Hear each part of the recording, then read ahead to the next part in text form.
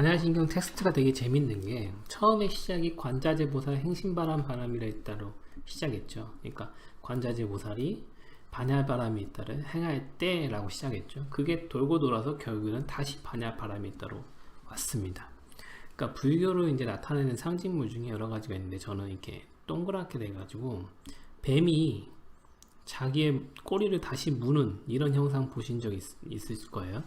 이게 불교를 아주 잘 나타내고 있다고 생각을 합니다. 이런 이미지죠. 뱀이 자신의 꼬리를 다시 무는 이런 형태. 그러니까 이게 어떻게 보면 불교를 잘 나타내고 있다고 봐도 돼요. 그러니까 시작과 끝이 없고 계속 이어지는 상태. 그래서 이 구조가 지금 이 반야신경 텍스트가 바로 이 구조로 돼 있어요. 꼭 자기가 자신을 다시 설명하는 구조로 돼 있다는 거죠. 내가 반야신경에 대해서 말해줄게 라고 하면서 반야신경을 다시 설명하는 그런 구조로 돼 있어요. 자기가 자신을 무는 구조. 그래서 처음에 시작이 반야바람이 있다로 시작해서 다시 반야바람이 있다로 다시 돌아왔죠.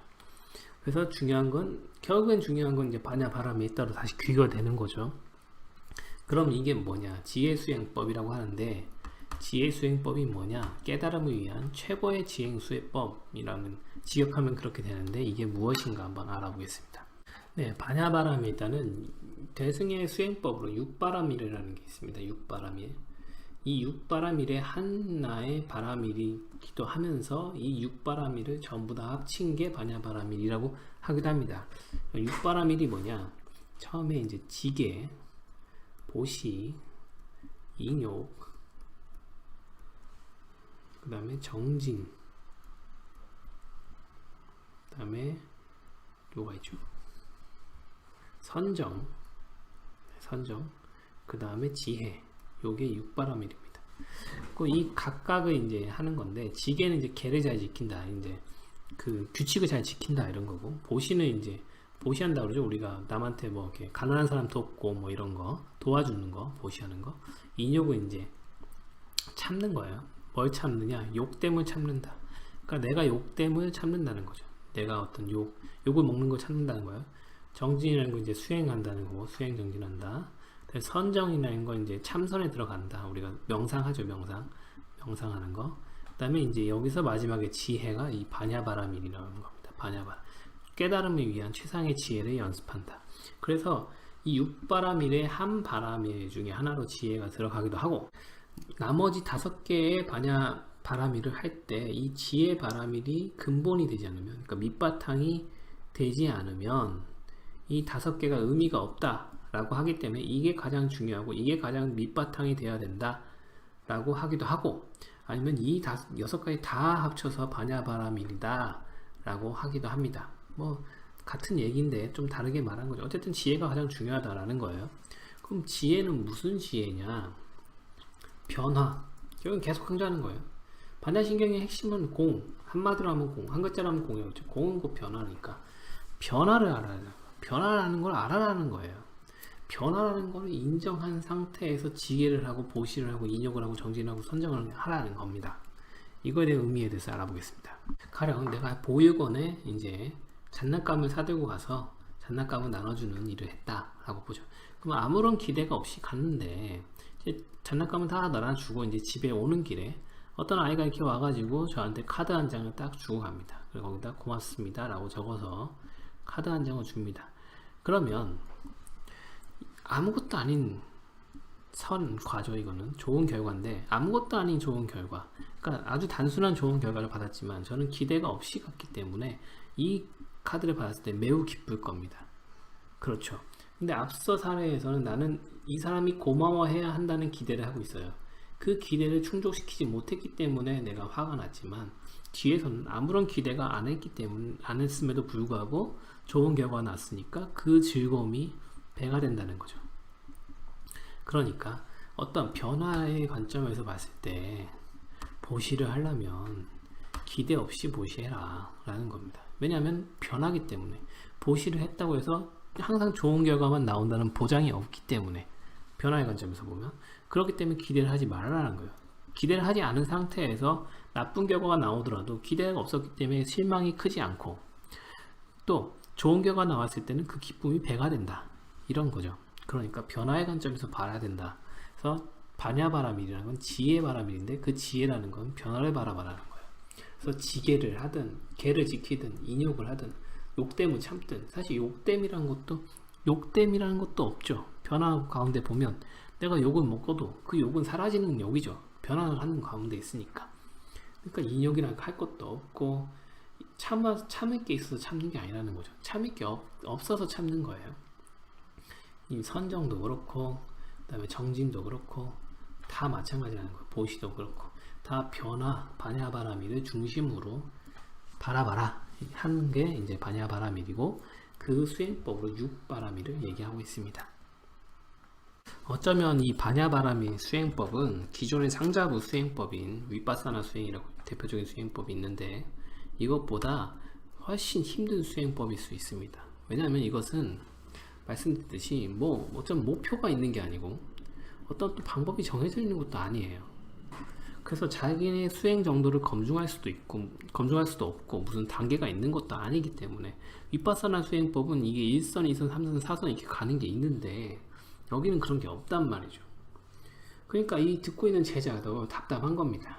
알겠는데 무슨 말인지는 알겠는데 답답하죠. 첫 번째로 이걸 내가 할 수 있을까 하는 의문이 듭니다. 내가 이거 과연 할 수 있을까 하는 생각과, 둘째로 다 계속 변하고 잡을 것도 없고 잡히는 것도 없는 목표를 위해서 내가 이 수행을 해야만 하는 걸까 하는 의문이 들 수가 있는 거죠. 그러니까 이 스승도 이 의문을 잘 압니다. 본인도 걸어왔던 길이기 때문에. 그래서 스승은 제자한테 이제 용기를 주고 싶어요. 그래서 부처님도 고진멸토를 얘기할 때 어떤 방법을 얘기하기 전에 이 방법은 힘들기 때문에, 이건 수행이잖아요. 이거 힘들어요. 힘들기 때문에 이걸 말하기 전에 먼저 사라진 경지, 어떤 결과를 먼저 말해줬거든요. 그래서 이 스승도 이 수행을 했을 때 결과를 먼저 얘기해주고자 합니다. 그래서 고심무가의 무가이고 무유공포라고 말합니다. 자, 마음 가운데 걸림이 없다. 걸림이 없다. 마음에 걸림이 없다. 마음에 걸림이 없고 걸림이 없기 때문에, 마음에 걸림이 없기 때문에 무유공포, 마음에 공포가 없다 라고 말을 합니다. 자, 이 경지가 바로 반야바라밀을 했을 때의 경지, 이게 바로 깨달음의 경지입니다. 자, 깨달음의 경지가 무슨 대단한 게 아니라는 거죠. 깨달음의 경지가 뭐 우주의 진리 터득하고 뭐 불생불멸의 영원 불멸한 삶을 얻고 또 뭐 하늘을 날아다니고 시간과 공간을 초월하고 이런 게 아니라 마음에 걸림이 없다. 마음이 걸림이 없는 상태, 그런 말을 하죠. 그물에 걸리지 않는 바람처럼, 이런 말을 하죠. 그물에 걸리지 않는 바람과 같은 상태. 왜 마음에 걸림이 없을까요? 변화를 인정하면, 변화를 여실히 깨달아 버리면 당연히 마음에 걸림이 없죠. 왜냐하면 어떤 변화가 생기더라도 그건 내가 변화를 여실히 인정해 버렸기 때문에 당연히 어떤 결과가 생기더라도 나는 거기야 마음에 걸리지 않는다는 거죠. 마음에 걸림이 없어요. 내가 사랑을 해, 남녀가 사랑을 해. 근데 이 사랑이 변할 거라는 건 너무 다 잘 알아. 이 순간에도 사랑은 변하고 있어요. 이거를 너무 깨달아 버리면은 사랑에 걸림이 없는 거죠. 그래서 무엇이냐? 자유를 얻는다. 자유. 무엇이든지 할 수 있는 자유. 자, 이 자유는 내가 돈이 많아서 비행기도 아무 때나 타고 뭐 자가 비행기가 있고 뭐 차도 좋은 거 가지고 뭐 여행도 맘대로 다니고 이런 자유가 아니라는 거예요. 내가 돈이 없어서 할 일이 없더라도, 내가 돈이 없어서 여행도 못 가고 이러더라도 나는 자유롭다는 거예요. 왜냐? 마음에 걸림이 없기 때문에 나는 무엇을 해도 거기로부터 자유로울 수 있다. 감옥에 있어도 자유로울 수 있다 라는 역설이 발생하는 거죠. 이 상태가 바로 깨달음의 상태라고 말을 합니다. 자유를 얻는 상태, 마음의 자유를 얻는 상태, 마음에 걸림이 없는 상태. 왜 걸림이 없는 게가 변화를 여실히 깨달았기 때문에, 변화를 봤기 때문에 걸림이 없는 거죠. 변화를 보고 있는 거예요. 그래서 결국에는 이거 확연히 깨달아 버리면 결국엔 공포가 사라진다. 마음의 공포가 사라져요. 변화를 여실히 봤기 때문에 이제는 무엇을 해도 상관없다는 거죠. 무엇이든 할 수 있는 자유, 무엇이든 할 수 있는 자유가 생기는 겁니다. 그렇기 때문에 공포가 사라져요. 공포는 어떤 공포가 사라지는가? 궁극적인 공포가 사라진다는 거죠. 인간이 누구나 가지고 있는 궁극적인 공포, 바로 죽음에 대한 공포가 사라진다는 겁니다. 앞서 얘기했듯이 무노사입니다. 늙고 죽는 것도 없어져요. 그렇기 때문에 이 변화를 여실히 깨달아 버리면 죽음에 대한 공포도 사라질 수 있다 라고 말을 합니다. 자, 이런 식으로 말을 하면, 그러면 불교에서 말하는 깨달음이라는 게 그냥 뭐 강물에 흘러가는 낙엽처럼 그냥 유유자적 이렇게 저렇게 살다가 그냥 자적 가는 게 불교에서 말하는 깨달음이냐, 혼자만 그냥 즐겁다가 그냥 가는 게 깨달음이냐 라고 말할 수 있어요. 근데 이런 질문에 저는 무슨 얘기를 하고 싶냐면, 장자에서 나오는 대붕의 얘기를 하고 싶어요. 대붕. 장자에서 나오는 얘기인데, 거기에 우주의 바다, 북쪽 바다, 이거는 지구의 북쪽 바다가 아니고 우주의 북쪽 바다, 아주 큰 바다죠. 바다에 곤이라는 물고기가 있었는데, 이 곤이라는 물고기가 크기가 뭐 집채만 한다고 해요. 집채만 하다, 뭐 삐딩만한 물고기가 있었어요. 그런데 어느 날 파도가 막 칩니다. 파도가 치는데 파도가 9,000리르천 친다고 쳐요. 그러니까 파도가 높이가 뭐 거의 뭐 한반도만하게 치고 있다고 봐요. 한반도만하게 치는 파도가 있어요. 그러면 이 집채만한 삐딩만한 곤이, 이 물고기가 이 파도를 탁 타고 점프를 탁 합니다. 점프를 하면은 9만리. 그러니까 점프를 해서 하늘로 날아가는 9만리를 날아가요. 9만리를 날아가. 그러니까 뭐 캐나다만큼 날아가면은 얘가 갑자기 새로 변해요. 비행기가 돼. 그러니까 점프를 탁 9만리 점프를 해갖고 얘가 갑자기 새로 변해요. 새로 변하면 이제 붕이 되네요. 이 붕이 돼가지고 이 날개의 넓이가 거의 뭐 러시아만 하다, 지구만 하다, 뭐 이런 식으로 얘기를 해요. 그래갖고 요 붕이 한번 날개짓하면 6개월을 날아간다고 그래요. 그 남쪽으로 쫙 나는 거예요. 그 남쪽으로 쫙 날아가서 이제 지구가 이렇게 있으면 지구 위를 싹 지나가면 지구의 그림자가 쫙 진다고 그래요.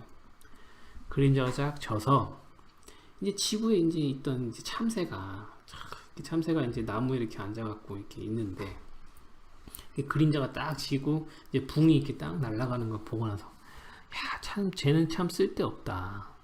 쟤는 뭐들라고 저렇게 몸집을 키워가지고 저렇게 날아가냐. 나는 여기 이 날개를 갖고 푸덕푸덕 해갖고 여기를 올라가서 내려오고 모이도 먹고 아이도 낳고 키우고 사는데 쟤는 참 쓸데없는 짓을 한다 라고 얘기를 하면서 끝나요. 대붕이라는 게. 자, 저는 이런 거라고 봐요. 모든 사람이 다 대붕의 삶을 살 필요는 없어요. 모든 사람이 또 참새의 삶이 나쁘다고 말할 수도 없어요. 어느 게 옳고 나쁘고 좋고 그르고 좋고 나쁘고가 없다는 거죠. 이렇게 살 수도 있고 이렇게 살 수도 있고, 그 어떤 게 좋다 나쁘다가 없습니다. 하지만 대붕의 삶을 살면 자유가 있다는 거죠. 큰 마음을 가질 수 있다. 이거는 변화의 흐름을 타는 거예요. 변화의 파도가 칠 때 그 흐름을 타고 날아올 수 있는 사람이 되려면 곤만큼 삐딩만한 자신의 역량을 키운 상태에서 파도가 칠 때 그 변화의 파도를 타고 날아서 대자유를 느끼는 그런 삶을 살아라 라는 게 이 반야신경의 그 주제가 아닌가 하는 생각이 듭니다. 그래서 변화를 느끼고 변화를 올라타서 그거를 타고 차고 올라서 날아올 수 있는 역량을 키워라 라는 거죠. 그 역량을 키우는 그 행위가 바로 수행이다. 그 수행을 해서 역량을 키워서 변화의 파도를 타고 날아올라서 대자유를 느낄 수 있다 라고 말하지 않나 하는 생각이 듭니다. 자, 여기까지 하면 반야신경이 모두 끝났습니다. 자, 이제 그 다음 멀리 떠나라. 뭘 멀리 떠날 거냐. 일체 전도몽상. 전도몽상이라고 그러죠. 일체 잘못 알고 있는 꿈 같은 얘기에서 멀리 떠나라. 멀리 떠나서 열반에 이르러라 하는 얘기입니다. 그럼 뭐가 전도몽상이냐, 뭐가 잘못된 꿈 같은 얘기냐, 잘못된 생각이냐. 절대적인 것이 있다. 변하지 않는 것이 있다. 않는 게 있다. 내가 있다. 뭐 참 나가 있다. 영원 불멸한 것이 있다. 이런 생각들을 버려라. 이런 건 없다. 변화를 봐라. 변화를 느껴라. 이 도도한, 이 거대한 변화의 파도를 타라. 변화 위에서 봐라. 인 겁니다. 절대적인 건 없다. 참 내가 있는 게 아니다. 우주의 진리 같은 건 없다. 변화를 봐라는 거예요. 변화를 봐서 열반에 이르러라. 고통 없는 세계로 가라. 대자유를 느껴라. 마음에 걸림이 없어라 하는 얘기죠.